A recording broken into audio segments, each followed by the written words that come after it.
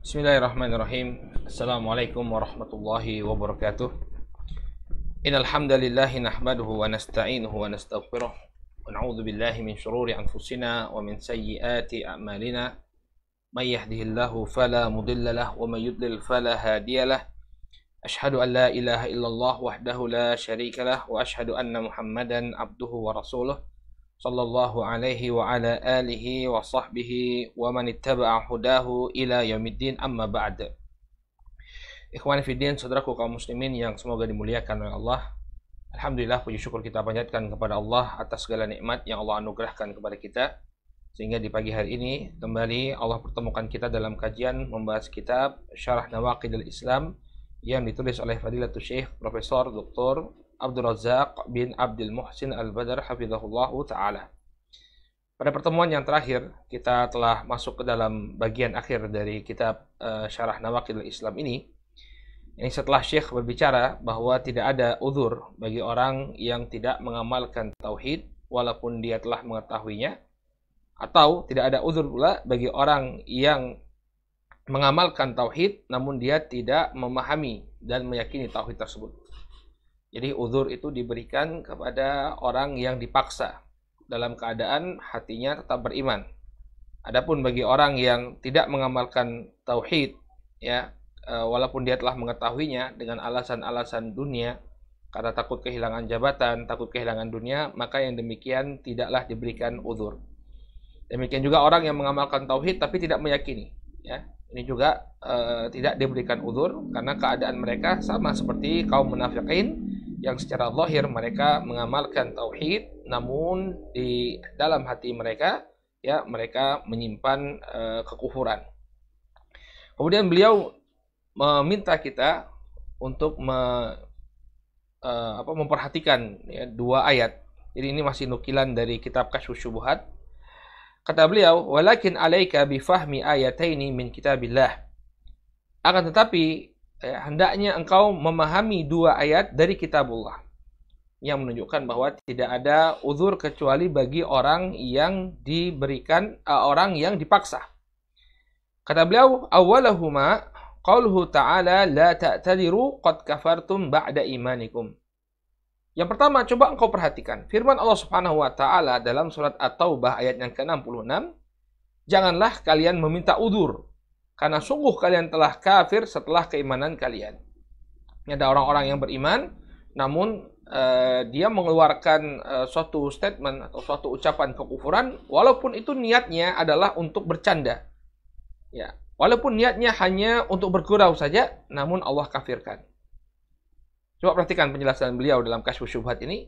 Fa idza tahaqqaqat anna ba'da as-sahabati alladziina ghazaw ar-Ruma ma'a Rasulillah sallallahu alaihi wasallam kafaru bisababi kalimatin qaluha ala wajhil mazhi wal la'bi tabayyana laka anna alladhi yatakallam bil kufri aw ya'mal bihi khawfan min naqsi malin aw jahin aw madaratan li ahadin a'zam mimman yatakallam bi kalimatin yamzahu biha.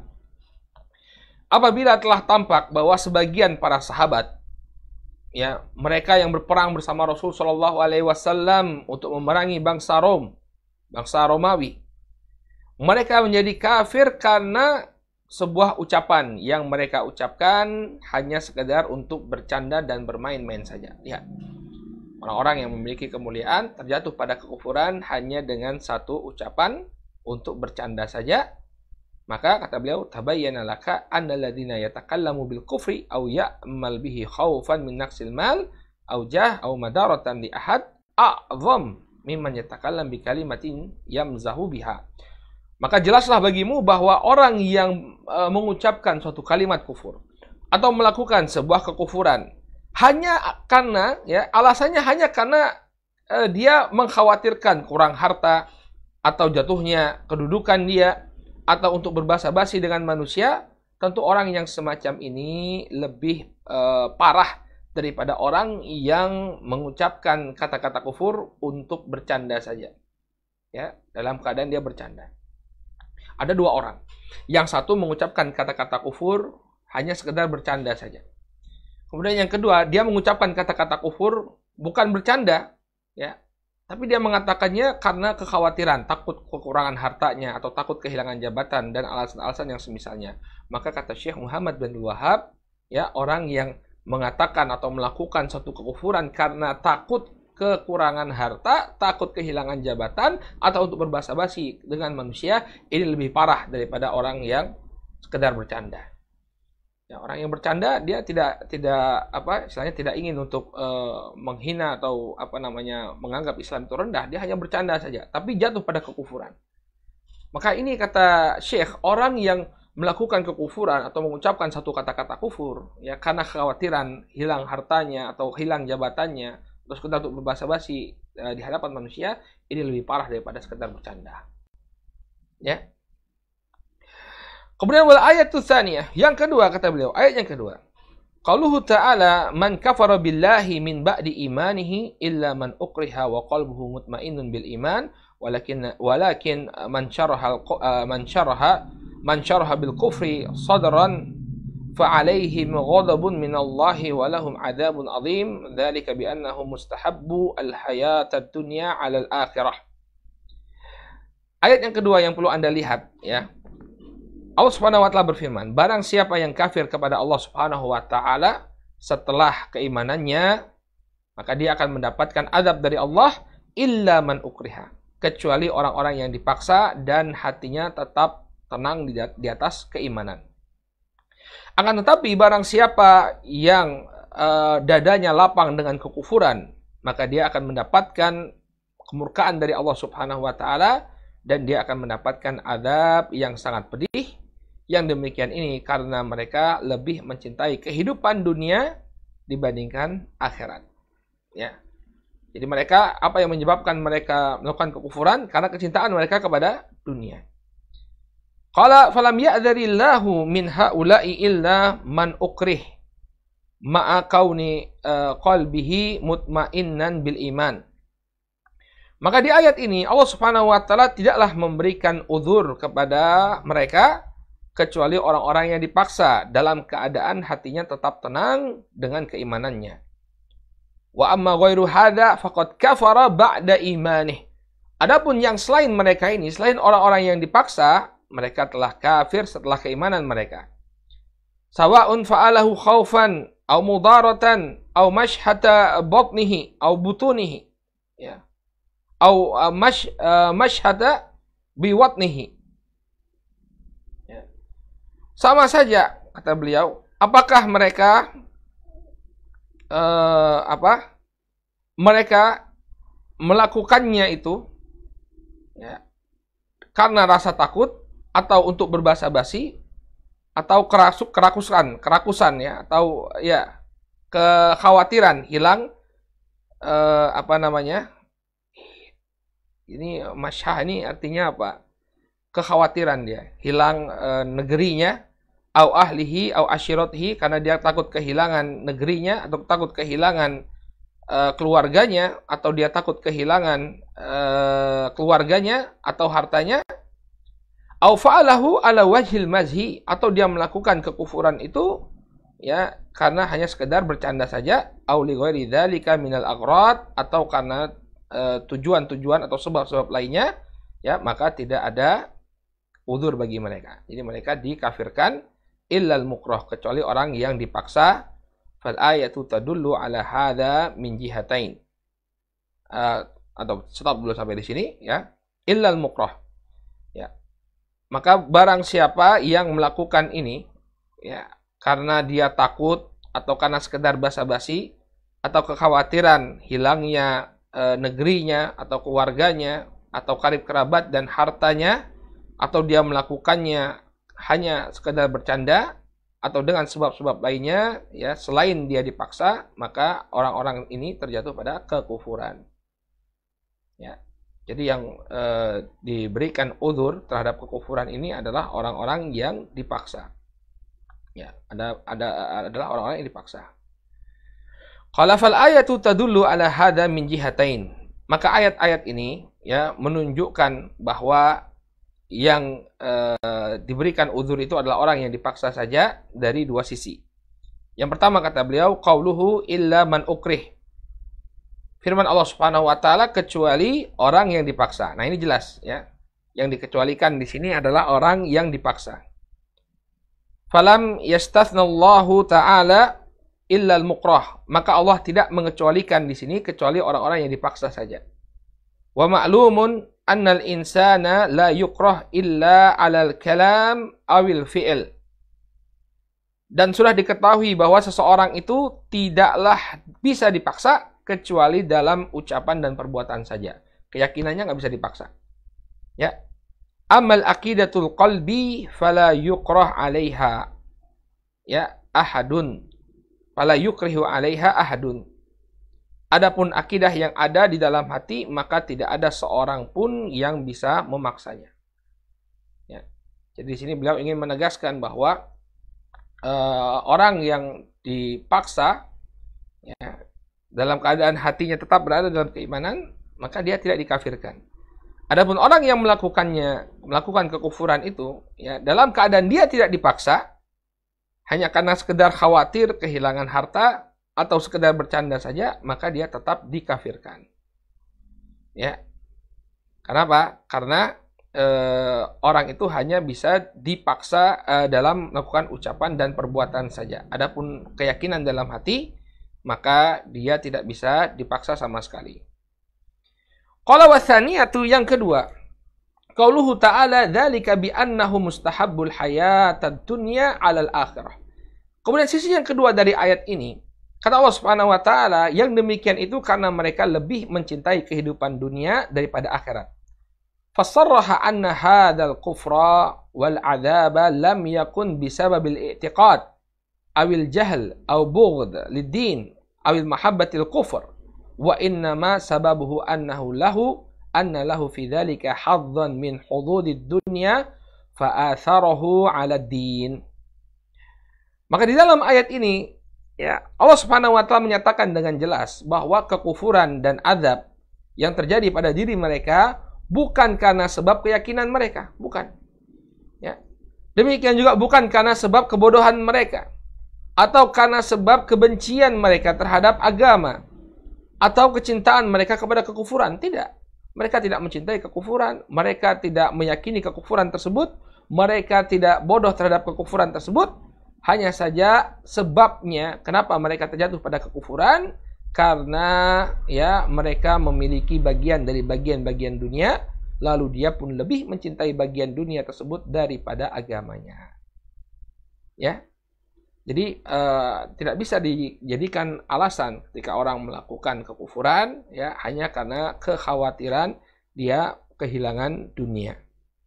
Ya, karena kehilangan dunia lalu dia melakukan kekufuran lalu dia minta diuzur. Oh, saya melakukan ini karena khawatir nanti jabatan saya hilang dan lain sebagainya.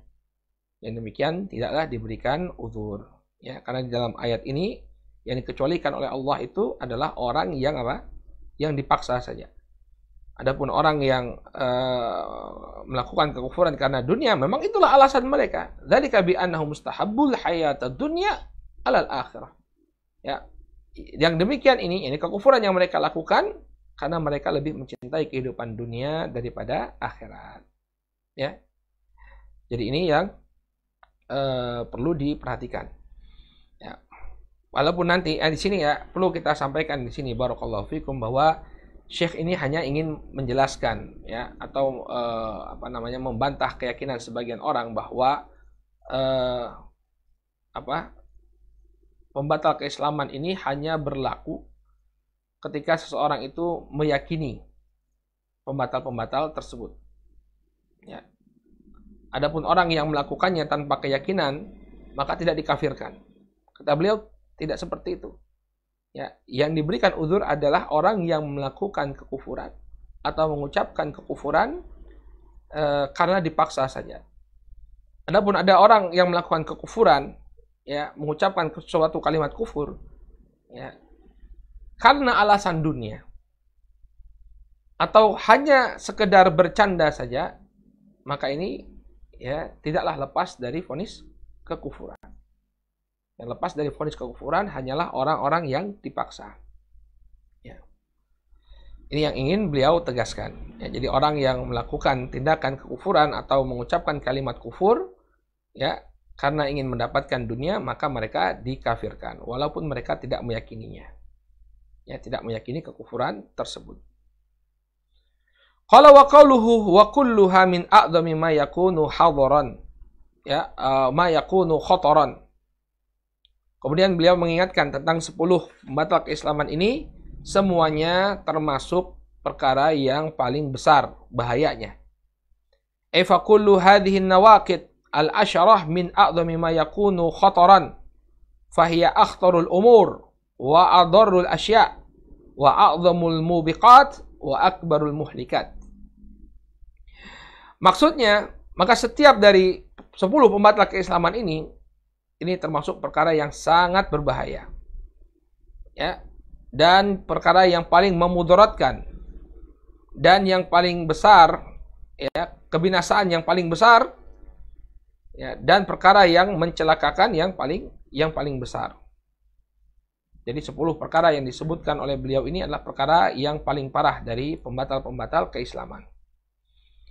Qala wa qawluhu wa min aktsari ma yakunu wuqu'an. Kemudian bukan hanya 10 perkara ini adalah perkara yang paling besar, tapi dia juga termasuk perkara yang paling banyak terjadi.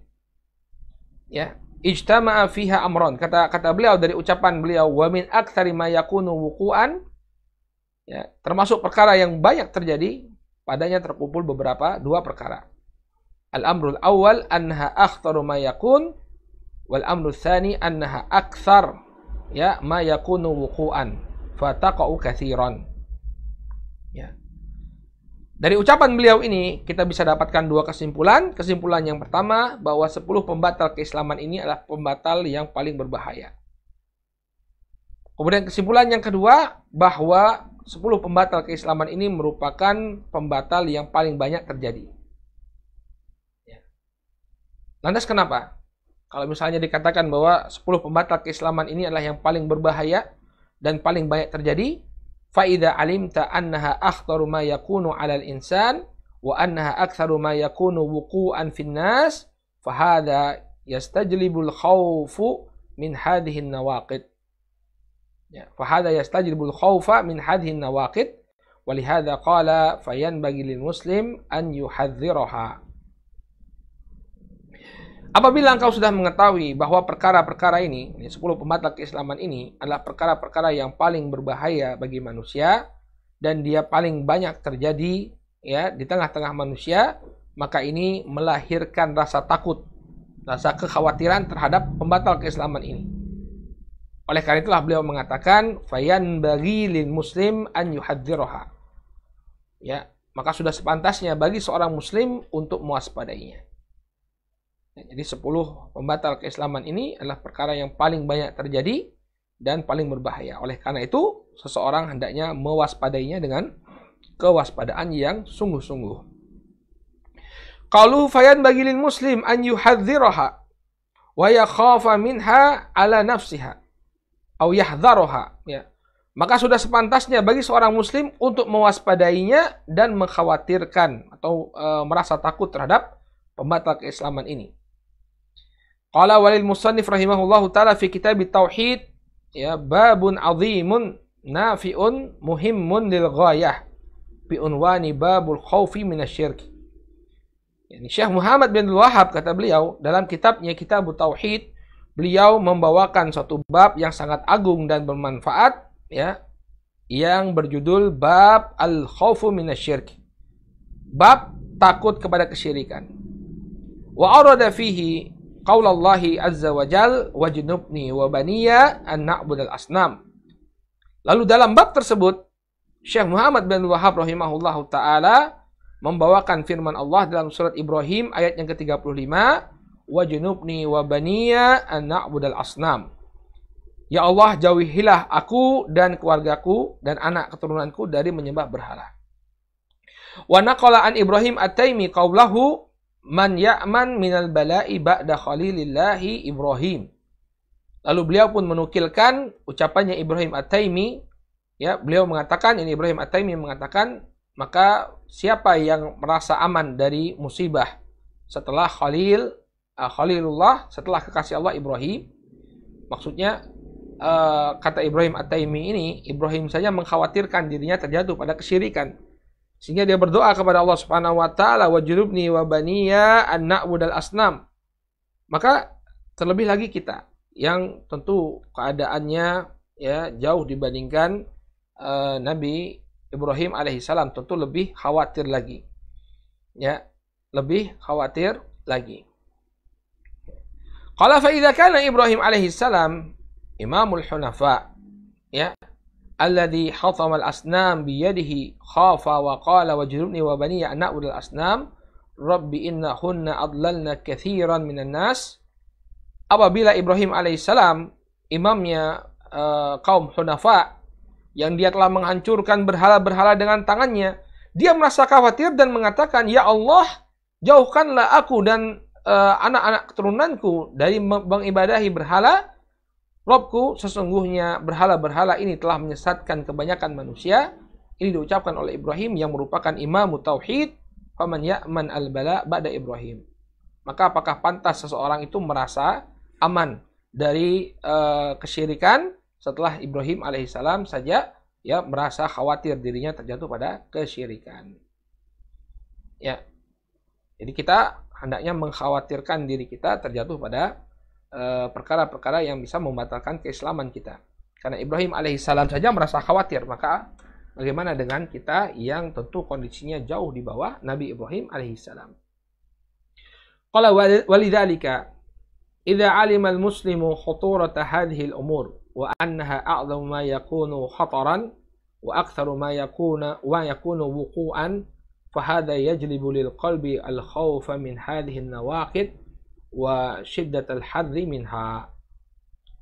Oleh karena itu, apabila seorang muslim mengetahui bahaya perkara-perkara ini, bahwa dia adalah perkara yang paling besar bahayanya dan paling banyak terjadi di tengah-tengah manusia, maka pengetahuannya tentang permasalahan ini melahirkan rasa takut, ya, kekhawatiran terhadap pembatal-pembatal ini. Nah, kita tahu bahwa perkara ini adalah perkara yang paling berbahaya dan paling banyak terjadi di tengah-tengah manusia, maka ini melahirkan rasa takut kita, ya, rasa khawatir kita terjatuh kepada pembatal keislaman ini. Demikian juga melahirkan syiddatal hadri minha, ya, kewaspadaan yang teramat sangat terhadap pembatal keislaman ini. Ya. Jadi jangan menganggap remeh, ya. Jangan menganggap remeh karena perkara ini adalah perkara yang paling parah dan juga perkara yang banyak terjadi di tengah-tengah manusia. Kemudian qauluhu na'udzubillahi min mujibati ghadabihi wa alimi iqabih. Kemudian beliau mengatakan, dan kita berlindung kepada Allah dari perkara yang menyebabkan murka Allah dan menyebabkan kerasnya siksaan Allah. Khatamal musannif rahimahullahu ta'ala bihadhihi ad-da'wah al-'azimah al-mubarakah. Na'udzubillah min mujibati ghadabihi wa alimi iqabih. Wa hadhihi al-'ashara al-madhkurah ya hiya a'zamu mujibati ghadabillah. Ya, dari ucapan Syekh di sini, ya, beliau menutup risalahnya dengan doa. Kami berlindung kepada Allah dari perkara yang menyebabkan murka Allah dan menyebabkan kerasnya siksa Allah. Ya. Kata beliau di sini, fa hadhihi al-'ashara al-madhkurah hiya a'zamu mujibati ghadabillah. Maka 10 perkara pembatal keislaman ini merupakan perkara terbesar yang menyebabkan Allah Subhanahu wa taala murka. Jadi banyak hal yang menyebabkan Allah Subhanahu wa taala murka, namun yang paling besarnya adalah 10 pembatal keislaman ini, kata beliau. Wa qauluhu wa sallallahu alaihi ala khairil khalqihi Muhammadin wa alihi wa sahbihi wa sallam. Wa kadzalika khatama bis salati wassalam ala Rasulillah sallallahu alaihi wasallam. Kemudian beliau pun menutup risalah beliau ini dengan salawat kepada Nabi sallallahu alaihi wasallam. Wa bihadza nasilu ila khitamil kalami ala hadhihi risalah al-qayyimah nawaqidul Islam li Syekhul Islam Muhammad Ibn Abdul Wahhab rahimahullah. Dengan demikian sampailah kita kepada penutup, ya, risalah yang sangat berharga ini, risalah Nawaqidul Islam karya Syekh Muhammad bin Wahhab rahimahullah. Wa nas'alullah al-karim rabbal arsyil azim ay yu'idhana ajma'in min nawaqidil Islam wa an yahfadha lana dinana. Maka kita meminta kepada Allah Subhanahu wa taala yang maha mulia, yang menguasai arsy yang sangat agung, agar Allah Subhanahu wa taala melindungi kita semua dari pembatal-pembatal keislaman ini dan menjaga agama kita. Ya, kemudian beliau menutup kajian beliau dengan doa, Allahumma ihfadna bil islami qaimin wahfadna bil islami qaidin wahfadna bil islami raqidin. Allahumma aslih lana dinana alladhi huwa ismatu amrina wa aslih lana dinana allati fiha ma'ashuna wa aslih lana akhiratana allati fiha ma'aduna waj'alil hayata ziyadatan lana fi kulli khair wal mauta rahatan lana min kulli syarr. Allahumma inna na'udzubika minal kufri wa minal faqri. Allahumma laka aslamna wa bika amanna wa 'alaika tawakkalna wa ilaika anabna wa bika khasamna. Na'udzu bi'izzatika la ilaha illa ant an tudillana fa antal hayyul ladzi la yamut wal jinnu wal insu yamutun. Allahumma ighfir lana wa li walidina wa li masyayikhina wa lil muslimina wal muslimat wal mu'minina wal mu'minat al ahya'i minhum wal amwat. Ya, beliau menutup risalah ini, menutup syarah beliau dengan doa kepada Allah Subhanahu wa taala. Baik, dengan demikian selesai kita dari syarah Nawaqidul Islam karya Syekh Muhammad bin Abdul Wahhab rahimahullah. Karya Syekh Nawaqidul Islamnya ditulis oleh Syekh Muhammad bin Abdul Wahhab dan disyarah oleh Syekh Abdul Razak bin Abdul Muhsin Al-Badar. Selesai kita dari kitab, namun insya Allah akan ada tambahan ya yang berkenaan dengan takfir mutlak dan takfir muayyan. Ini perlu kita sampaikan agar tidak serampangan dalam mengkafirkan. Ya, karena di sana para ulama menyebutkan bahwa apa yang kita sebutkan ini adalah takfir mutlak. Bahwa orang yang terjatuh pada perkara tersebut, dia telah terjatuh pada kekufuran. Namun ketika dibawa kepada individu tertentu, ada orang-orang yang melakukan perkara tersebut, apakah dia kafir atau tidak, maka ini sudah masuk ke dalam bab takfir muayyan, mengkafirkan individu tertentu. Nah, ini ada kaidah-kaidahnya, ada syarat-syarat yang harus terpenuhi, dan ada mawani, pencegah-pencegah yang harus dihilangkan, baru kemudian dia bisa divonis sebagai seorang yang kafir. Baik, ya, ini insya Allah kita akan jadikan pembahasan khusus pada esok hari biidznillah taala. Mudah-mudahan Allah Subhanahu wa taala mudahkan kita ya untuk membahas takfir muayyan, ya, takfir mutlak dengan takfir muayyan. Ya, takfir yang sifatnya umum dengan takfir yang sifatnya kepada individu tertentu. Baik, insyaallah besok kita akan bahas ini semua. Subhanakallahumma bihamdika asyhadu an la ilaha illa anta astaghfiruka wa atubu ilaik.